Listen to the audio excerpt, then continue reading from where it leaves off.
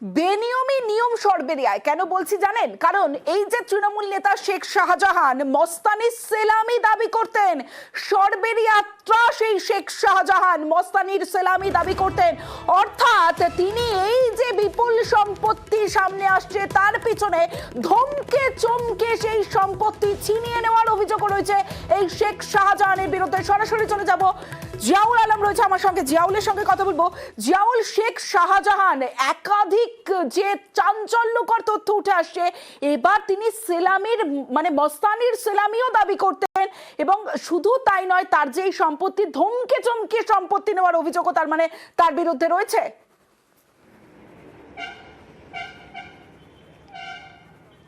একদম, দেখো, যত সময় যাচ্ছে ততই কিন্তু একেবারে শেখ শাহজাহানের সাম্রাজ্য যেভাবে বিস্তার করেছে, কিভাবে বিস্তার করেছে সেটাও কিন্তু সামনে আসছে। অর্থাৎ মস্তানি, ধমকে চমকে এবং রাজনৈতিক পাওয়ার খাটিয়ে তিনি একের পর এক সাম্রাজ্য করেছেন, একের পর এক তিনি জমি দখল করেছেন, নদীর চর দখল করেছেন, বাড়ি দখল করেছেন।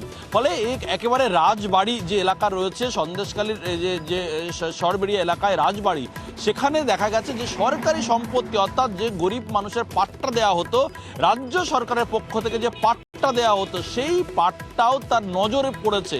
ফলে নজর পড়েছে মানে তার দরকার নিতেই হবে।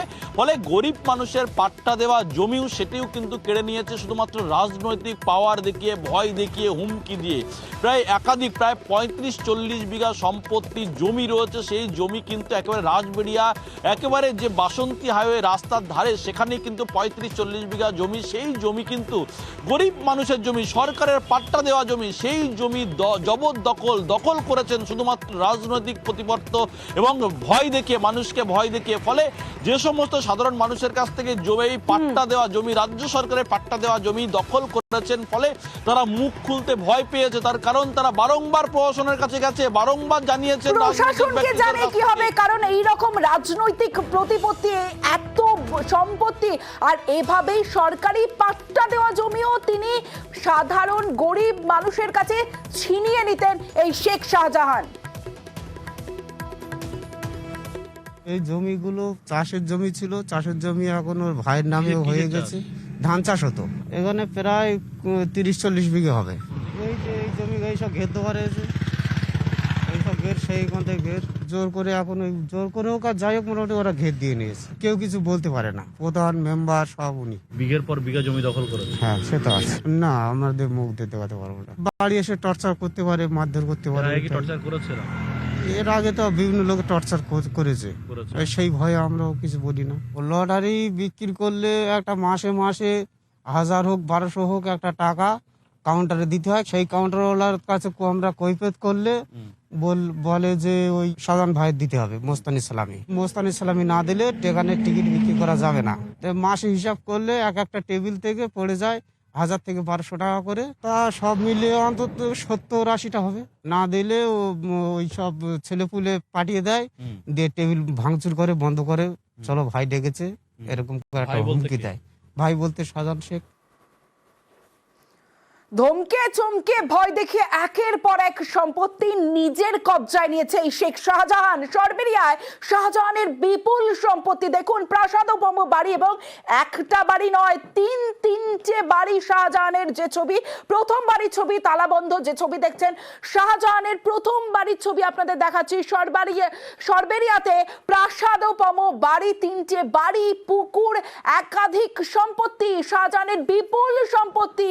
এবং দ্বিতীয় বাড়ির ছবিও দেখাবো, শাহজাহানের দ্বিতীয় বাড়ি দেখছেন, যে ছবি এই মুহূর্তে দেখছেন, শাহজাহানের, শেখ শাহজাহানের তিনটে বাড়ি, দ্বিতীয় বাড়ির ছবি দেখছেন, এবং তৃতীয় বাড়ির ছবি দেখাবো আপনাদের।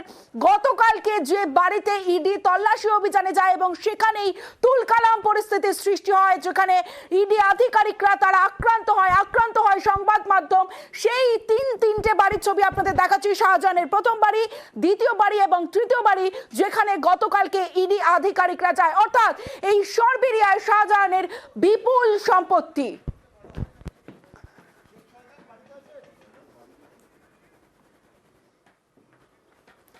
সরাসরি চলে যাবো, অভিজিৎ চন্দ্র রয়েছে আমার সঙ্গে, অভিজিতের সঙ্গে কথা বলবো। অভিজিৎ, অর্থাৎ এই যে বিপুল সম্পত্তি দেখে তো একটা কথাই মাথায় আসছে যে বেতাজ বাদশাহ এই শেখ শাহজাহান সরবেরিয়াটাকে একদম নিজের আয়ত্তে নিজেরই মনে করে নিয়েছেন, এতে তো বোঝা যাচ্ছে।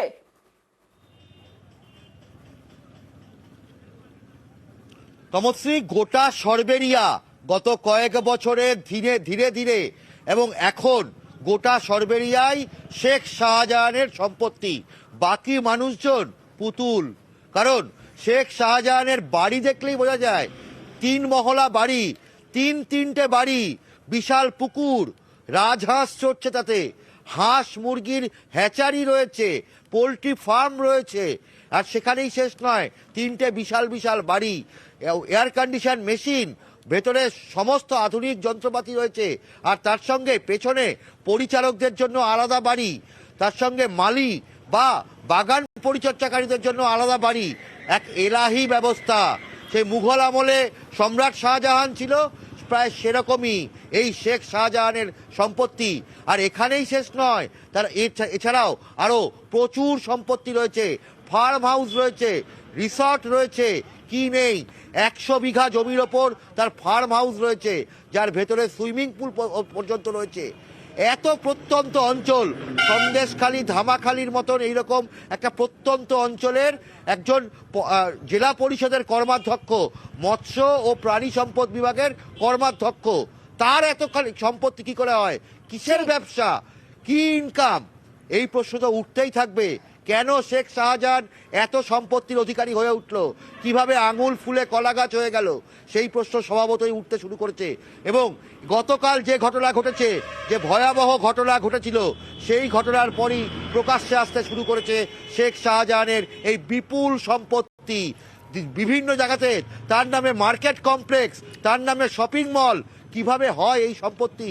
বিভিন্ন জায়গাতে এলাকার মানুষজনকে ধমকে চমকে তাদের থেকে জোর করে বলপূর্বক এই জমি দখল, মানুষ ভয় পায় স্বাভাবিকভাবেই।